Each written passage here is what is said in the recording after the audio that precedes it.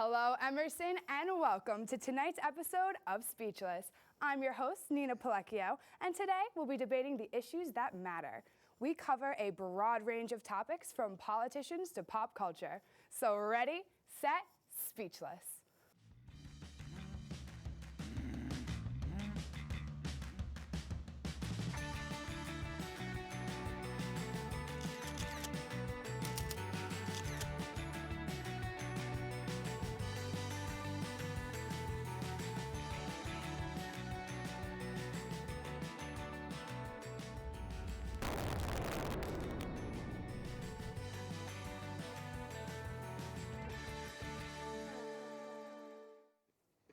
First, we'll be discussing the issue of sexual assault at Emerson. Then, should companies still be allowed to Photoshop people's bodies in advertisements? Finally, we'll be discussing whether California should be divided into 6 different states. The competition is heating up with the Knights and the Spartans tied for the lead, working for Speechless Grand Champion. Spartans, how do you feel about tonight's debate? We're feeling really well, Nina. We're prepared to take him down and defend our championship title. Irish blood rushing through my veins. It's St. Patty's Day. Let's take this one. Yeah. Definitely ready for the heat. And giving a fierce fight, we have the Knights. Ladies, what are you planning on doing tonight for the debate? I think we're planning on kicking their butt. I mean, we have the luck of the Irish on our side. The luck of the Irish, St. Patrick's Day. All right, ladies, well, let's see what happens. It is time to get started with the debating. In this day and age, the danger of sexual assault is a topic that universities have to repeatedly stress. Emerson has recently dealt with a slew of accusations about whether our staff is handling cases of sexual assault well. Like many universities, Emerson has various events regarding sexual assault and how to protect yourself from being in uneasy situations. But is this enough? Many argue that Emerson should be making greater efforts to prevent sexual assault than they are right now. If a student is sexually assaulted, they should feel comfortable coming forward to Emerson's staff to seek support and justice. However, some would argue that Emerson does not make these services as readily available as they should. Before we begin our debate, let's get a little more information on the topic.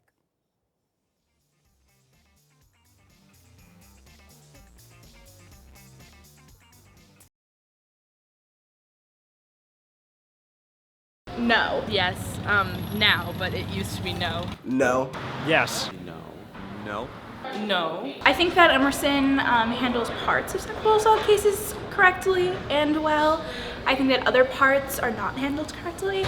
But with that being said, I think that it's a systematic college issue on campuses all over the country and not just Emerson.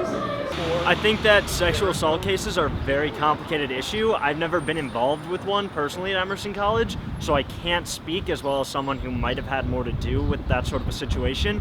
But what I can say is that Emerson College represents its students and treats its students very well.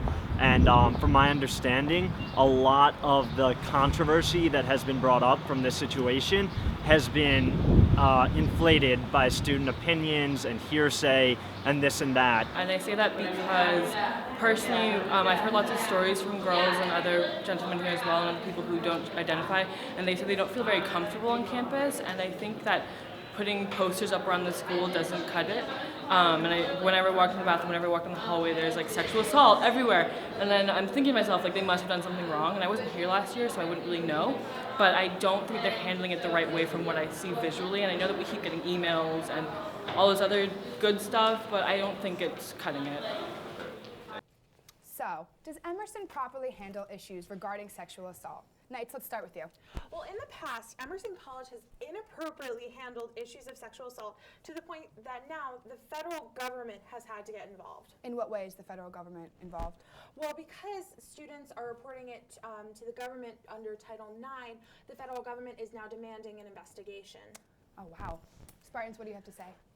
Just to go off of that, Emerson actually did recently meet with Title IX coordinators to reevaluate how they should be handling sexual assault and to get some more training on the issue and what they should be doing in the future to be better prepared for situations that will come up on sexual assault. So even though, yes, the federal government is involved, Emerson is definitely taking precautions to make themselves better in handling situations. And they're aware that now that they're involved. Aware, and they're definitely not brushing the Title IX under the rug. You know, they're getting really involved with coordinators and trying to fix themselves for the future. Do you have any specific examples of what they've been doing? They've met with the Title IX coordinators, which they actually did hold a town hall meeting on October 21st in the Cutler Theater right down the street, which people could attend and, express their views and concerns to the president of Emerson, as well as directors such as Sylvia Spears, who is the Diversity and Inclusion Director. So, they definitely are making themselves available to the students as well as to staff and anybody in the town who feels that they need to express their opinions about the situation. So this wasn't just for Emerson, it was a community Yep, event. it was a town hall meeting that was held at the theater where anybody could go and ask questions, give their views, their opinions, which the staff of Emerson definitely took into consideration when they were meeting with Title IX coordinators as well as implementing new services for students who want to get involved with this. So kind of going off that, ladies, in what way do you think that's not beneficial? I mean, if Emerson is making an effort. It's too late. Yeah. Many women have been assaulted on and off campus, members of Emerson College and not members. It's too late. Well, I don't think it's too late. I mean, it happened, and now they're taking new precautions to try to prevent it. Yeah, but if you're saying it's too late, then you're saying that there isn't hope for the future for us to prevent this. Yes. We are implementing programs and new precautions so that doesn't happen in the future. Even if it happened after one rape, it is still too late. This should have happened when the college was created. But are you saying that the college shouldn't implement the precautions that they did? I'm saying that they should definitely implement these programs, but they should have already been implemented. The problem is that Sarah Tedesco was the first one to bring the issue up and put her name out there, and obviously now they're doing it to cover their tracks. But before that, Emerson didn't have any real help for rape victims. They didn't really know maybe who to go to. They didn't think that this was a college where something like this would happen. I mean, of course, they did have programs available for students beforehand, but after it happened, they really took a step back and they were like, whoa, wait a minute, we really need to step up our game here and make programs available for students to better ourselves. The question stems from response. Yes. Just Emerson College responded and implemented programs, had speakers come in who have dealt with rape before. Speakers, what? They've had many speakers they come in, specifically actually. had Jacqueline Friedman come in, and she came in, she had an open forum, and she was able to talk to students. Students were either had any questions about sexual assault or just questions in general about rape culture. They specifically brought her in following the incidents and following the report to address these issues. Emerson has responded and has implemented programs like Sexual Assault Survivor Advocate Program, which is used and is in place for people who have any questions about it or who have dealt with these problems. And I think we all did just get an email about a new forum meeting with, they're taking 20 students to start it off. Yes. For the SASA program? Right. Yes. Yep, it's a 24-hour available service to any students as well as faculty. And they train people to be able to respond to situations such as these, to help a student, in any way that they need to feel safe, or if they just want to talk about it. They also have a lot of professionals who work with this program to teach others how to be available and how to properly respond. RAs, to be able to have people always available to do That's that. present. Our debate is on the past, and Emerson College has not properly addressed sexual assault in the past. One student, when she was sexually assaulted and she went to the administration, she was told that there is no rape victim support here at the college. And now there is, but there wasn't in the past. There was no official rules or official regulations in place? There were not. When was that incident specifically? That specific incident, I believe it was over the last couple years. yes. So The three major recently. incidents have happened within the last 2 years. Well, I think that there's always going to be room for an improvement, and I think that they definitely had counselors. I mean, every college has to have counselors on site that anyone can were go on to. site, it is almost when I went to the counselors and tried to get a meeting with them, it was another 3 weeks, and that happened with them. They could not get an But appointment. were you trying to get an appointment with them about a sexual assault, or were you just but trying to talk to even them? then, in an interview, All one right. of the victims said that she couldn't even get a meeting with the counselor for another 2 weeks. All right, I'm going to end it on that note. That's actually a very interesting note. I really like how you ladies brought up that it's too late. We are looking at the future.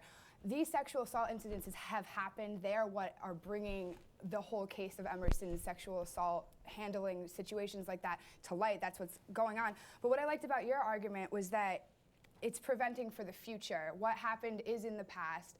While our programs might not have been perfect, they are definitely coming along, and it's definitely something that we're looking forward to. So I'm definitely going to give the points to the Spartans for this first debate. But pay attention, viewers, to these vital commercials, because matters of importance shouldn't fall on deaf ears.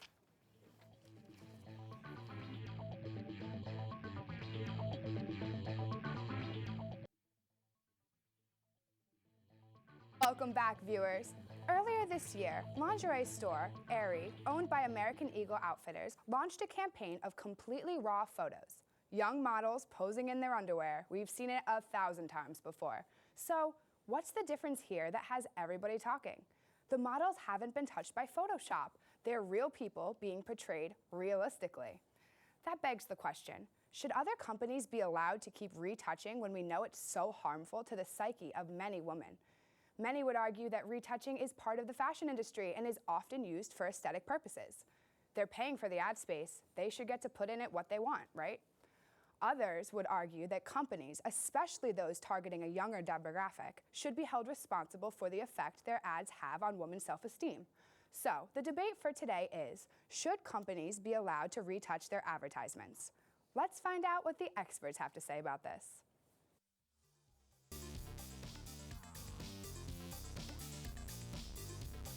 Those campaigns that feature models that are photoshopped and retouched pretty much promote the image of a woman that is perfect.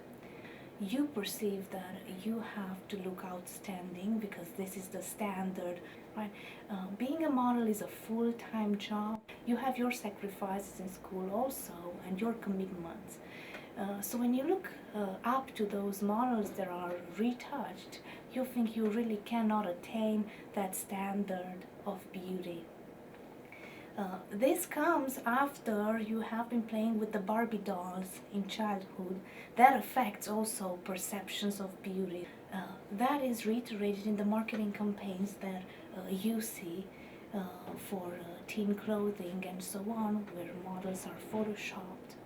They look absolutely amazing and stunning, but that is also because of the technology and also because that's their job. What I think it does is, it can set a precedent. So what they're doing is socially responsible. It's certainly a marketing gimmick. They are not doing that necessarily because they want to help us with our self-esteem. The bottom line is they do want to make profit. It pretty much, it's a win-win situation for us because it's a beginning. Certainly is going to change the perceptions that the teen have about themselves. Will it increase sales? I think so. So debaters, should companies be allowed to retouch their advertisements? Spartans, let's hear from you first. We believe that companies should not be allowed to retouch their advertisements because not only does Photoshop incorrectly portray 95% of our population, it also has been used in many studies to prove that it's the leading cause in eating disorders in men and women of all ages, specifically teens, but the Photoshop does affect all ages of our country as well as other countries. Okay. And Knights, what about you? We believe that companies have the right and freedom to do whatever they want with their photos. They obviously pay for that space so they can do what they want. If their mentality is to Photoshop, that's fine. And of course, Photoshop is a common practice. It's been around here forever. And they're competing. It's a business. They're competing with everybody else who's photoshopping. So it's a common thing in fashion and entertainment industry. So yeah, it's obviously some people are against it, but obviously it's something common we see every day. I know it's a business, but it's a complete lie. Like they're basically advertising something that's not even something that's true. It's just a huge lie, and it's just really. I mean, like, really yeah. But it's not changing the figures of these models. Even if you take away Photoshop, you're still going to have the size 000 models. It's going to set higher. But the size standards 000 for models is not even a real person. Only less than 5% of American females actually are. And on top of that, in Photoshop doesn't just take away blemishes; it can reduce the actual model size. You can reduce the size of the model using Photoshop. But the bad thing is that if we can't use Photoshop, the models have to be even more perfect, even better, because they can't have pimples or zits. So it's gonna make even models have more unrealistic standards. But what you guys were saying earlier, that it is their money that they're using for the space to advertise. Isn't it just a stupid business move then to alienate 95% of Americans? Those women in those just in the advertising, it's 5%. Where are you getting? I'm just curious. Where are you getting that 95% from? Well, the statistic is that 5%. The models that are portrayed that are about in the 0 to 1 category for sizes, that only portrays 5% of all women in the United States. Okay. While the average size of women in the United States is 14. So it's not portraying the average American. Yeah, it's not portraying the average American. On top of that, if they said it was a business, it would be a poor business move to alienate 95% of Americans. But every other company except for Ari has been doing this for the past And decades. honestly, It's a at this common point, thing. it's just one campaign. We haven't seen if they're going to make this a lifetime campaign. And We also, have other seen companies, things like this and- happen in other companies, though. Life and Style magazine with Kim Kardashian has done this before, where they haven't photo touched any of their models, as well as Kate Blanchett appeared on a excuse me, but Kim $2,000 Kardashian cover. is kind of different because Well, what although about she may not be a size 0 or a size 2, she does have a very curvaceous, almost Betty Boop kind of style. She's very hourglass shaped. I mean, it She's- doesn't really she's matter a who the beautiful- person is or Also, not. Dove implemented the Real Beauty Yeah. campaign over the past several years, and that has been a very successful campaign. Yep. And Aerie isn't the first one to do this, and No. Dove found success portraying women realistically. And just the fact is, it's a bad business move from to alienate so many women. Dove and may have portrayed women realistically, but they also got women with flawless complexions. Can we They also didn't take a pick moment just to women- think about the fact that these advertisements aren't even necessarily bringing in more money for these companies. They're just portraying, or giving children eating disorders, teenagers as well as it's women and perpetuating men, a adults. culture of negative body image, and it's Yeah. ultimately But leading it to doesn't all even of matter. this. in Models revenue. are still going to be skinny, even if a model's Well, no, a but size I 2 said and that they don't make her a Photoshop size can 0. lessen someone's. It's not just about reducing blemishes. Yeah. You can make someone appear smaller by Photoshop. Obviously, Yeah. Photoshop can do that, but everybody is used But to seeing then they're models still like that. going to. Then there's women are. Companies are still going to make their models be size 0s. It's.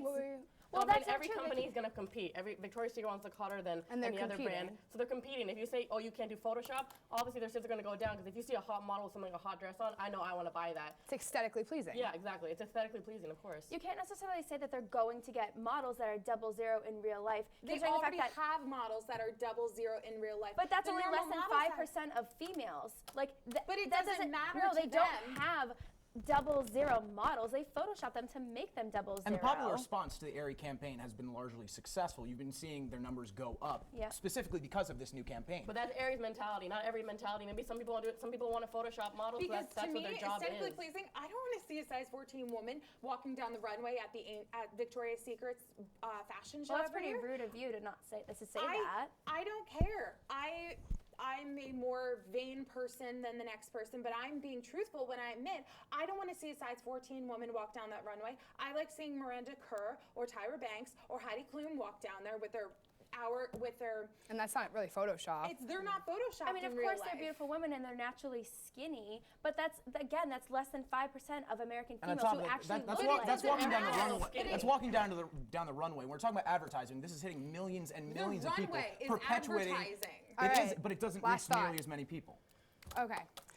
On that note, I would like to bring up how you guys said it was a business originally. It is a business, and in the business, you're trying to make money. So they're using these aesthetically pleasing models in Photoshop to make their money. I did like how you guys brought up the statistic of it's only targeting 5% of the population. You're leaving out 95%, so is that really necessarily the best marketing tactic? Maybe not, and especially maybe with all of these disorders that are coming up with eating. But what I really liked was that the companies have the right to use their ad space the way they want to use it. And I really liked what you said at the beginning, that even without Photoshop, it's going to give these models and these ladies and even these men unrealistic standards to live up to in lieu of the Photoshop. So I'm going to definitely give the points to the Knights for this round. Another flawless debate, or at least it will be after we touch it up during the commercial break.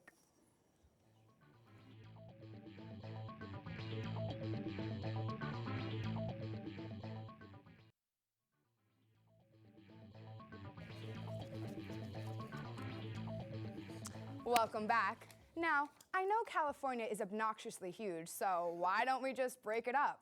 LA thinks it's too cool for the rest of California anyway. According to venture capital investor Timothy Draper, California would be better off if it was 6 states instead of 1. The proposal has recently been cleared for signature collection, and it could very well end up on the statewide ballot in a few months. Between you and me, I can barely memorize the 50 states we have now. 6 more is just too many to remember. It's definitely an intriguing idea, but is it any more than that? Would splitting up California into 6 different states help keep the government more evenly balanced, or will it prove to be pointless and just detrimental to Californian society?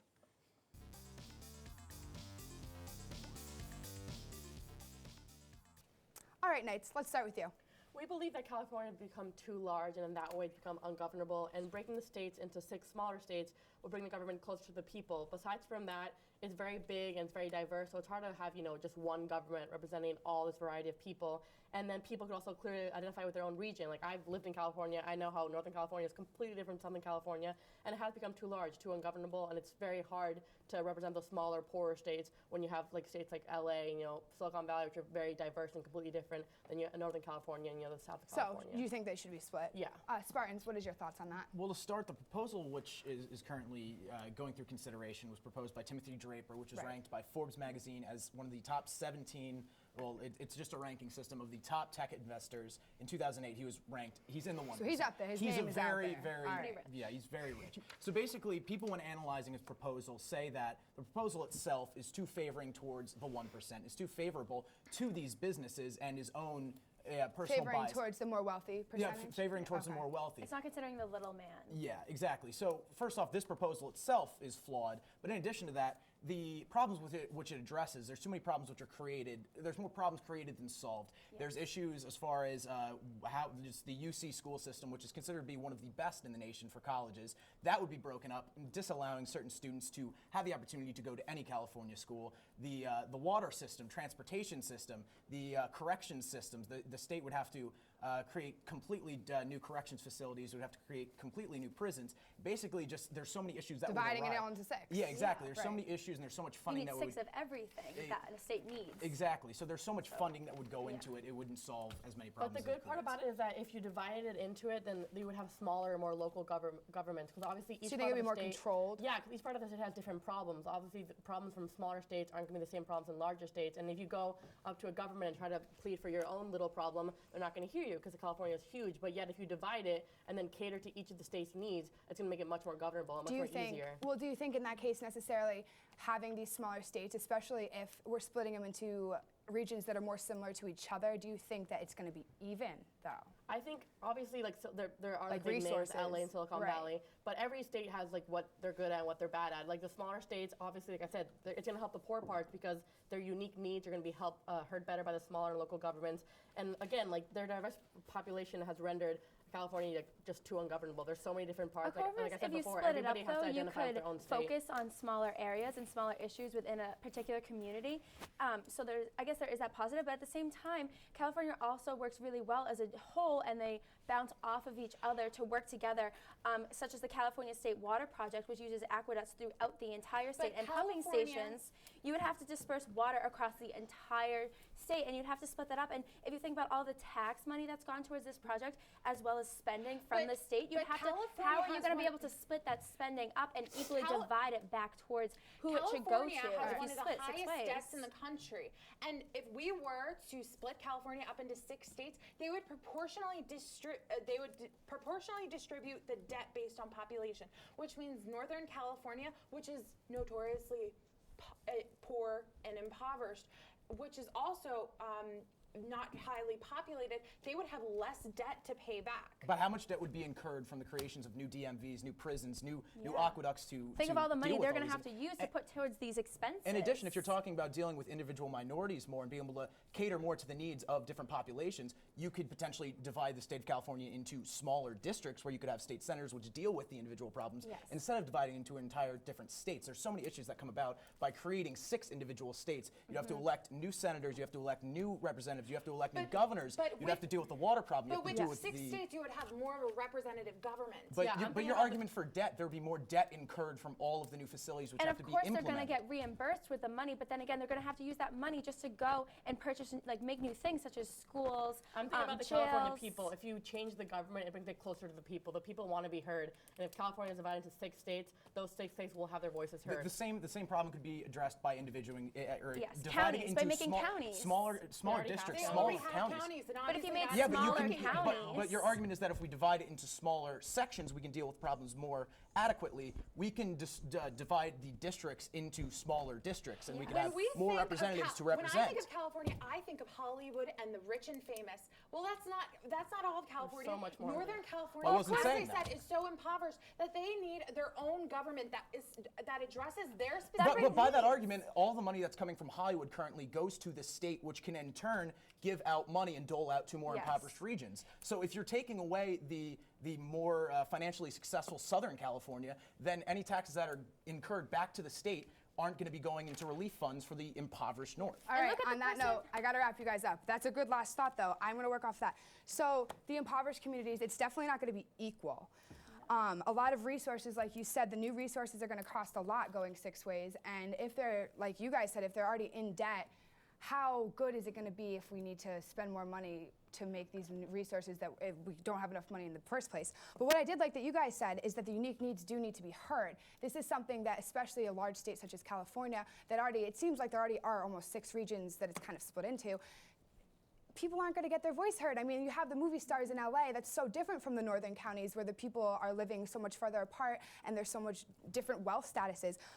But I'm going to have to give the points to the Spartans on this one. I think that overall it would cost too much, it would not be beneficial to the government, and I don't think that everyone would be even though the smaller needs would be heard.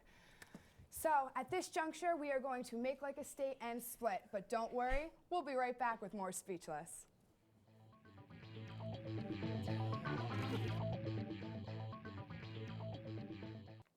The Spartans have jumped ahead of the Knights in the Speechless race for Grand Champion. Now, for my humble opinion. When it comes to the issue of sexual assault here at Emerson, I always get a little uneasy. Not because I feel Emerson is lacking in resources, but more to do with how handling of these events have transpired. There are numerous programs and resources accessible to students, and even more in the making. I think the problem lies more in communication between students and faculty. If we clear up these miscommunications and utilize more of our available aids, we can definitely eradicate the notion that Emerson does not support sexual assault victims. I have always found models to look somewhat unrealistic in print. I know this is because of Photoshop, but I do not think that using altered images is the crime that people are making it out to be. It's the advertiser's job to sell something in the most profitable way possible. While I do understand that these images can create a harmful stigma to young people, I feel that the companies buying ad space have the right to fill it how they please. However, I do think that the way to neutralize the heat of the argument would be to implement small warning labels about Photoshop somewhere on the ad. When I first heard this week's topics, I thought the one about California was kind of a joke. But sure enough, it's a real proposal and not the first of its kind. However, I believe that splitting up California into the states proposed by Draper would only cause more imbalance and inequality to the government. 50 is just such a perfect number. Well, that's all for tonight. Keep it relevant, Emerson. Good job.